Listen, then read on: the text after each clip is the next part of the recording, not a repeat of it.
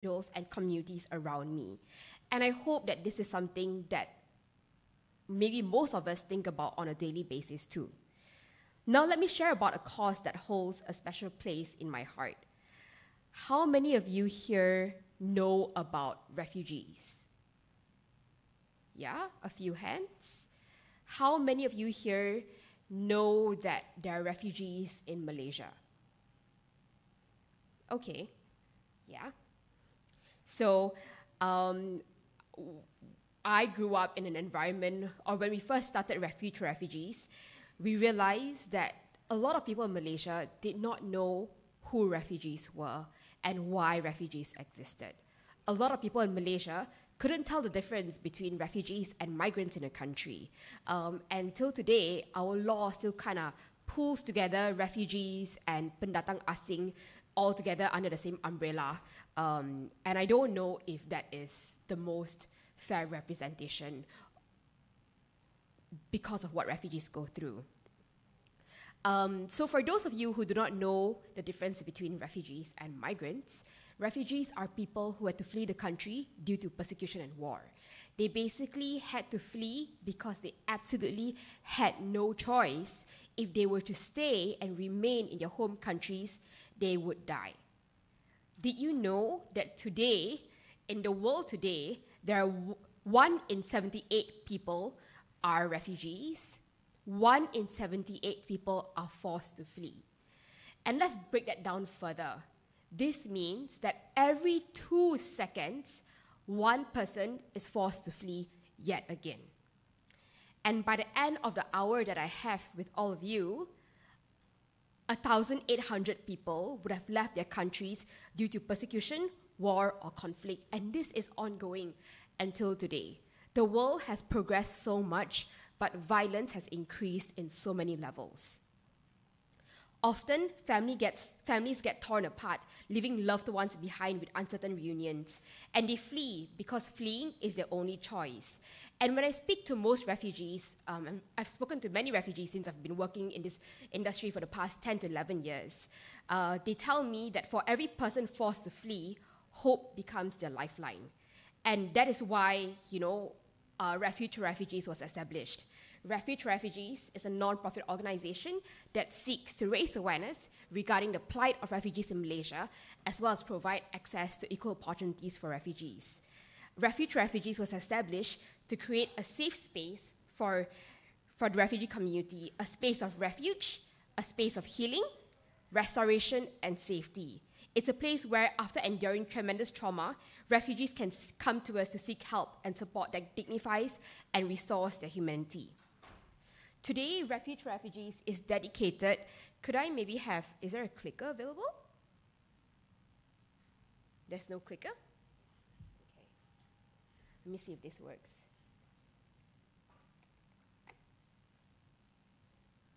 Okay. Yep. Today, Refuge for Refugees is dedicated to empowering and supporting refugee communities in Malaysia. We provide them with necessary tools, resources, and opportunities for a brighter future. Our vision and hope is that one day, refugee communities in Malaysia will have equal access to opportunities, rights, and resources. We envision them thriving and contributing to our nation. At Refuge for the Refugees, we are driven by 5 pillars. Number 1, access to basic necessities. And what does this look like? Because Malaysia is not a signatory to the Refugee Convention and Protocol, refugees in Malaysia have basically no access to basic human rights. This means that they cannot work legally, they cannot send their children to school, they cannot access healthcare, or I guess there's a lot of barriers to accessing healthcare. A lot of times, we think that refugees might be in our country for just a couple of years, but globally, the global resettlement rate lies at 0.01%. This means that only 0.01% of all refugees ever stands a chance to being resettled. And what this truly looks like, this means that we have a whole generation of people having fled their countries due to persecution and war, living in transit countries in a limbo, not having access to basic rights. So because of that, we often meet families who struggle to put food on the table for their families, not because they're lazy and they don't want to go to work, but because they legally cannot go to work. So we meet families, who need grocery aid. We meet families, who need medical aid, need people to help them raise bills for medical treatments, looking into cancer treatments, looking into surgeries that's life-saving. A lot of our organization, what we do is that we look into increasing access to basic needs for refugees. During the pandemic, it looked like rolling out 1,000 packs of groceries every single week for families that didn't have food on the table. But now we look into everything else, from rental to grocery to medical bills.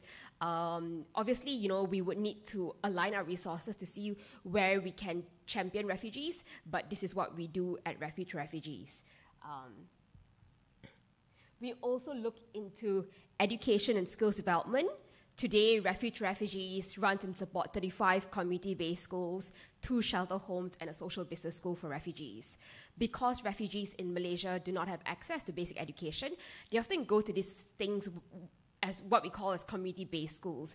Basically, it's our form of tuition centers, but it's informal education. So we run and support 35 community-based schools, where we support these schools with rental, with training for their teachers, with putting a structure to school, increasing opportunities for these kids, to form partnerships outside. And we do a lot of upskilling with the communities. I'm really excited to share with you that through our education efforts the past 10 to 12 years, this year we just got news that one of our students actually got accepted into Columbia University in New York, which is a big deal. And in September this year, he'll be flying to Columbia. We run quite a number of empowerment and skills, empowerment and self-resilience programs as well. What does this often looks like? We currently have a sewing program for the refugee community, where we work with a bunch of Burmese ladies who have to stay home for one reason or another, right? They either have very young children and daycare is simply too expensive, or they are single moms, having flat abusive relationships.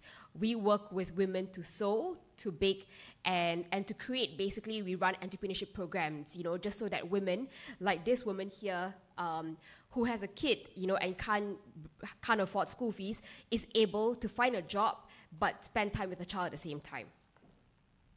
A big part of our work also looks into protection and advocacy. We do a lot of lobbying with the government, with stakeholders. We lobby for increased rights for refugees. We lobby for better conditions of detention centers. We lobby for, we are part of a network that lobbies for refugee and migrant children to be removed from detention centers simply because children shouldn't be spending time in detention centers. A lot of our protection and advocacy work also looks into going into detention centers whenever refugees get arrested and detained unlawfully, and this happens on quite a regular basis. I'm not sure if you have, if you're very much aware with the news that's happening. I'm not sure if you've seen videos of refugee flats in which refugees and migrants often stay in getting raided at 11 p.m. at night or 2 a.m. in the morning. It's pretty horrifying. It's very violent break-ins into homes, hauling people together like animals, arresting them, simply because of their documentation or lack thereof. So a lot of the work that we do looks into seeing how we can look into better protection policies for refugees, because at the end of the day, they did not choose to be in Malaysia. It's not a choice to become a refugee. And I often wonder, what if we were to become refugees one day? And lastly, we look a lot into community building and integration. A big part of our community building and integration work really looks at seeing how we can not just find ways, to champion communities, but how do we integrate them with our local communities. These pillars guide our work alongside 2 overarching thoughts. Number 1, how do we identify communities as they receive aid? And number 2, how do we bridge the power gap and create meaningful collaborations? Over the years, we have shifted our approach from simply helping refugees to working alongside them.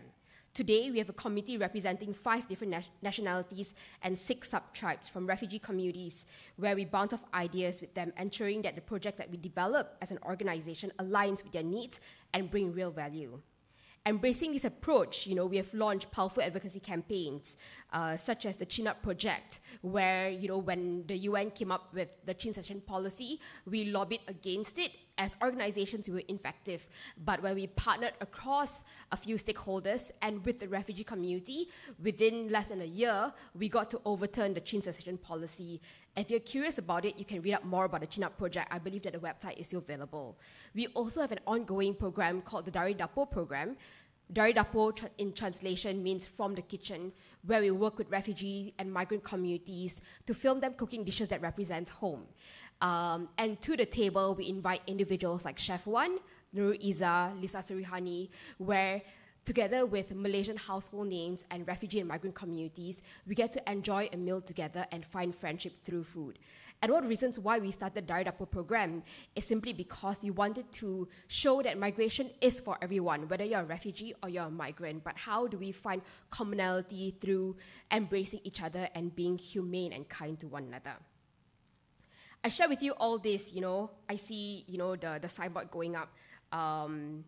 But I share with you all this really to convey that the past 11 years of running Refuge to Refugees it's been great in so many ways, but it's also been incredibly challenging. I faced multiple charges and investigations from the government. Some of you guys might know this. I've endured cyberbullying, stalking. I've even been targeted by human traffickers during our work against human trafficking. I've witnessed multiple suicide cases and horrors of humanity at its worst. Yet, amidst it all, one of the most significant lessons I've learned is that in leading an organization is that leadership must come from the heart. When we do work with the community, we need to lead from the heart. Academic brilliance alone can only take us so far. What we truly need is smart individuals who are also kind and compassionate. We need those who can design solutions while considering the human aspect of today's most pressing problems. As I conclude my talk, I want to emphasize that if you're considering getting involved in a social impact scene, you already possess everything you need to start. I mean, this was really, I was thinking about the students in STATELESS, regardless of your background, a lot of times we think that we need to be in law or international business to look into non-profit work or charity work. But regardless of our background, if you've got a business background, go build a business, that creates social impact. Beyond running Refuge to Refugees, I'm also part of a social enterprise called Pinkcollar.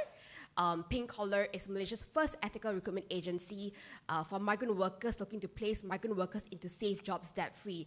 How many of you know that migrant workers in Malaysia often pay anywhere between 8,000 to 12,000 ringgit to secure a job in a country, only to be overworked and underpaid?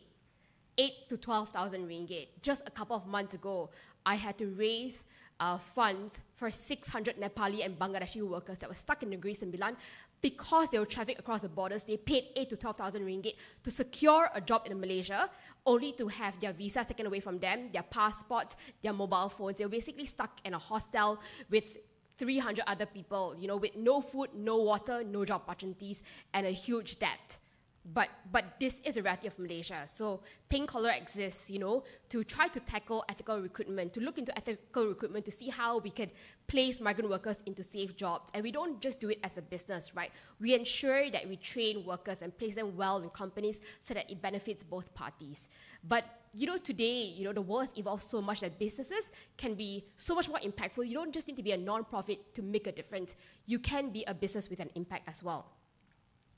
For those with an education background, I think there's some lecturers in the room. I know that my life was changed because of educators that believed in me and that invested in me. And there are, for those that are thinking about education, there are fantastic programs out there, that you can join, like Teach for Malaysia and Pemimpin KL. Teach for Malaysia looks into placing quality teachers into low-performing schools, and Pemimpin looks into training up head teachers across all schools, right? But, with this, there is so much more that we can do collectively, where we look into the impact of education as a whole. So my message as a wrap-up is simple. I think all of us here can find someone to be successful for, someone that needs us to rise up for them. If anything, go back thinking about this. Who can we be successful for today? Who can we rise up for? Whose needs can we meet because of the experience and the backgrounds that we have? In closing, I want to share another one of my favorite quotes, one that hangs on my bedroom wall. It says, "How we walk with the broken speaks louder than how we sit with the great." And I hope it's something that we think about often. I mean, I say this with experience of, meeting royalties, meeting the Queen, meeting Prince Harry and Prince William, and so much of my work involves just meeting high-ranking professionals, right? But at the end of the day, the one thing I tell my team is 70% of our time needs to be spent on the ground. In order for our work to be effective, we need to spend that time on the ground. So thank you. Thank you so much, Heidi, for a great sharing and an eye-opening about what are the impacts of your work towards the community. So we're going to open the floor for a Q&A. If you have any question, you can raise up your hand, please. If you guys are interested in volunteering or joining the team, here is the link. Please join us. We need more people on the ground. Yeah, but questions? Yes. Okay, I'm Dr. Mogana from the Taylor's Law School. Thank you very much for your talk, Ms. Quah. My question is on education and skill development that you are campaigning as well. Yep. Yeah, and you said that there are community schools based, what you call as informal education for these refugee children. Yeah. And you also said that you're offering training for the teachers. Yeah. My question is our government in any way interested in this informal education of the refugee children and the training of the teachers? And are there any policies, guidelines that you need to follow, or are you all doing it by yourself? And how do you go about handling this informal education? Thank you. Yeah, thank you so much for your question. Because Malaysia is a signatory to the Refugee Convention and Protocol, to the Geneva Convention, refugees in Malaysia basically cannot access education. We have tried talking to the government. At the moment, these community-based schools that we run cannot be supported or recognized by the government. And this is one of the reasons why we don't use government syllabus as well, right? But yeah, I think the conversation has been shifting with the government the past couple of years. There is increased interest in thinking about allowing refugees to access formal education, but we're not there yet. And it's something that we're actively campaigning and lobbying for. So these refugee schools in general are not formal in any sense. They're not recognized by the government. They're only recognized by UNHCR. So each of these schools that we go to has a UNHCR letter of protection on our walls, just so that when the authorities come, they know that this is a UNHCR recognized school and they might not cause too much trouble. I hope that answers your question. Yeah. All right, thank you. We have one question over here. Hi, Heidi. Obviously not a student. I was a student here in 75 when it was old Taylor's College, and today my daughter is running around all over the campus. Heidi, Lord, your great efforts in supporting the refugee cause. I come from Rotary, and in 2019 we had a seminar on refugees, talking about the 4 rights. We've got the World Bank involved, UNHCR, and Kat Wan was there when she was the Deputy Prime Minister, and we've got the members of the old cabinet at that time. And we said, we had so many organizations, they're all working in silos towards refugee cause. We wanted to form an alliance, perhaps an allied group where you have the refugees from Afghanistan, from Somalia, and all over the world, supporting the Myanmar cause, and there's so many of us. Could we perhaps still have a relook at how we can do it together to make that impactful thing rather than everyone supporting? Like, for instance, my Rotary Club supports this Myanmar Children Community Learning Center for the past 10 years, supporting the teacher, paying her a stipend, and today she's off to Australia and so happy that she's got a place in Australia. But certainly the International Rescue Committee, UNHCR, organizations such as your organization and so many others can let's come together and see whether we can make that impact and talk to the government. Now we've got a unity government. We're talking about Malaysian Madani. Could we now leverage on that and see what we can do together. Yeah? Thank you. No, thank you so much for that. I definitely agree that there needs to be more coordination, a more united front, and this is something that we often tell partner organizations as well, right? We can't lobby for the rights of refugees if we don't have a united front and if we don't work collaboratively together. The problem is, which is a conversation that we need to have as a whole community, is that everyone sees, because of the limited funding and limited opportunities available, everyone sees each other as competition of sorts, right? But the truth is, if we're serving the same cause, there shouldn't be a need for a competition of rivalry. So I think that, we need to relook at this and see how we can come together as a more united front.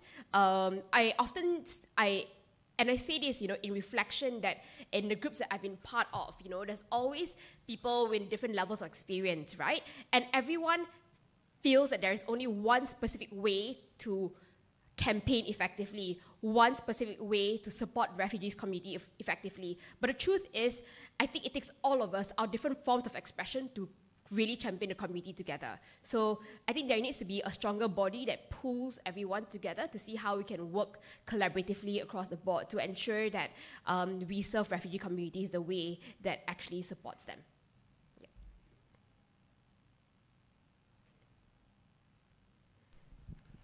Good afternoon, Heidi.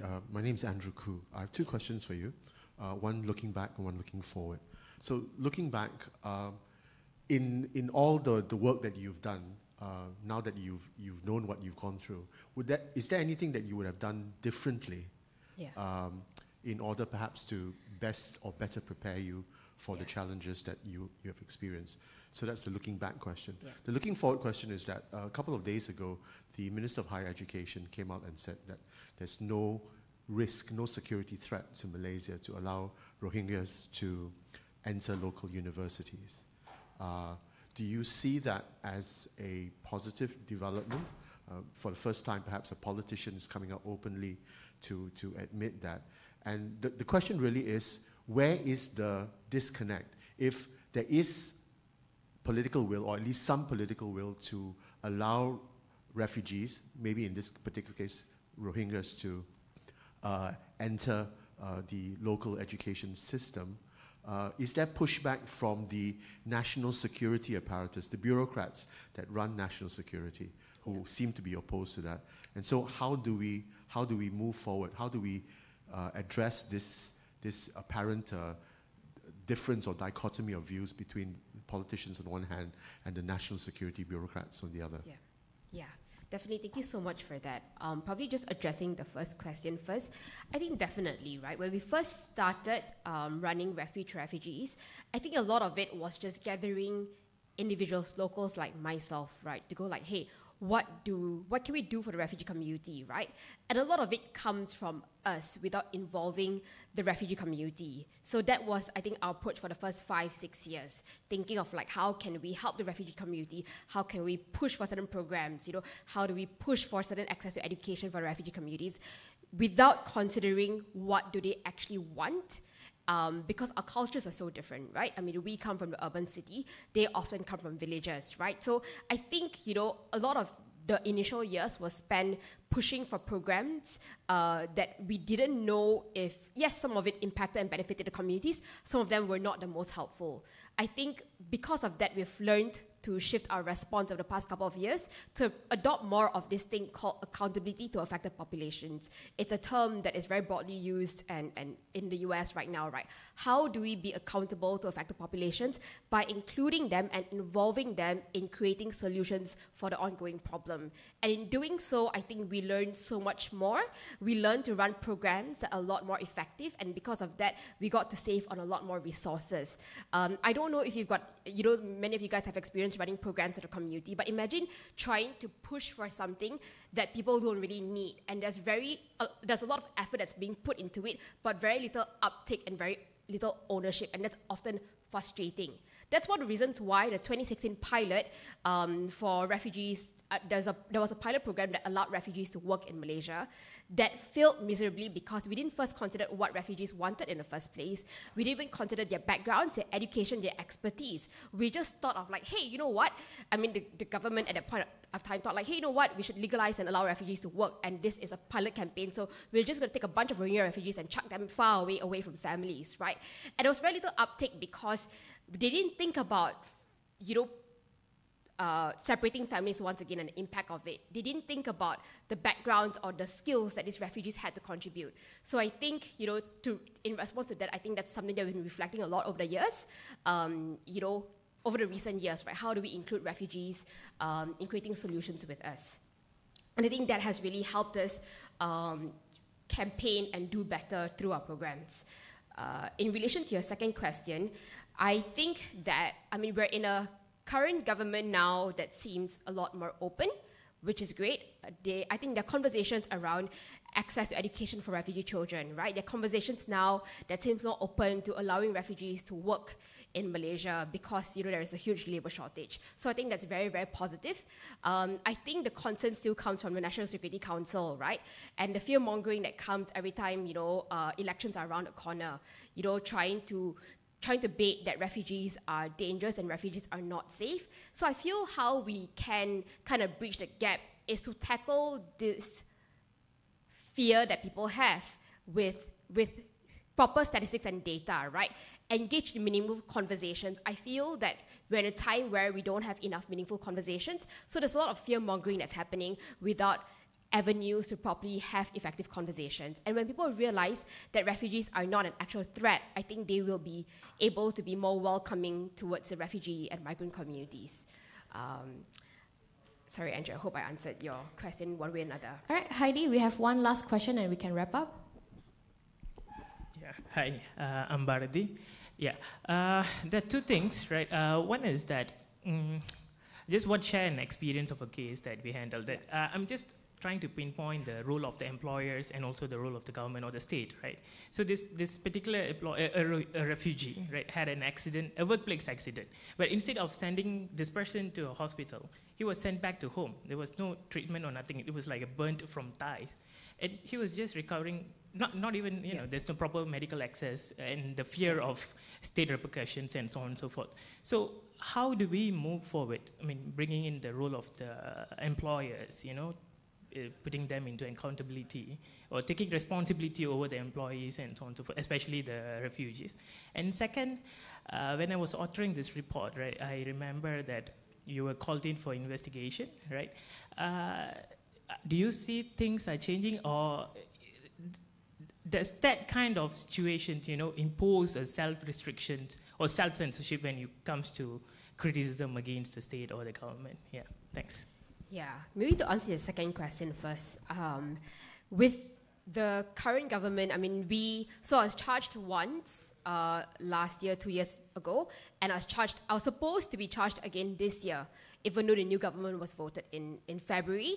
But because of a public statement that was pushed out, and because of the traction that was gained, with the public holding politicians accountable, that was dropped, right? So I don't think there has been a lot of a shift in terms of how the current government is responding, but I think the Rakyat are holding our government more responsible in doing things right, and I think we're on the right track for that.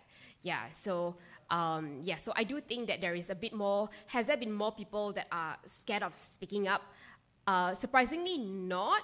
I think I'm really hopeful for our current generation and even just the generation like the Gen Zs, right? We see a rise of younger, fresher, bolder voices that are ready to speak up for what is right, regardless the cause. And I think we need to do, as people who are older, right?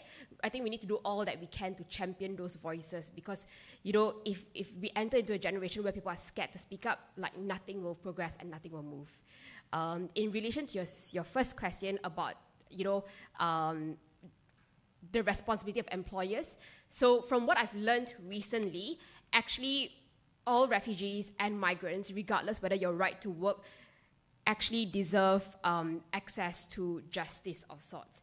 but there has to be a clear representation of a paper trail that shows that this person was actually hired to work. By right, the employer should have taken responsibility, and it is on the employer to take responsibility. And for future cases like that, when employers don't take responsibility, what individuals can do or members of the public can do is to come to organizations like ourselves, right, or Tenaga Nita, who has a booth out there, because we have lawyers that will be able to seek access to justice for workers that get hurt at work. Sorry, I'm just a bit distracted by the signboards that are flashing up.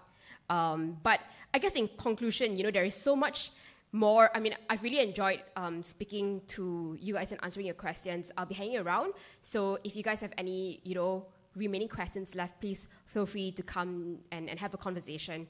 And I think in just to wrap up, I feel that there's so much more that we can do to champion and to support refugee and migrant communities, right? And just a closing thought, I think while we want to think about how do we champion and support refugee communities, we need to be sure that our help for the refugee, our support is sustainable in the long run.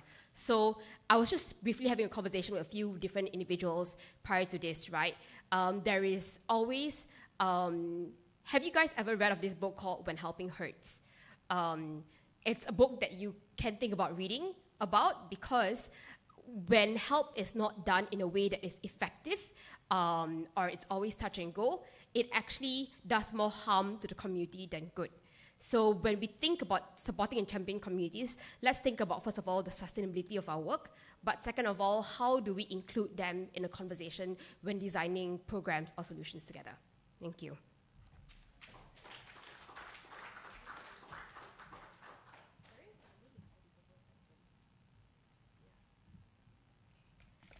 All right, thank you so much, Heidi, for the session. I think we learned a lot in terms of what are the awareness and also the narrative that was created surrounding the migrants and the refugee in the country.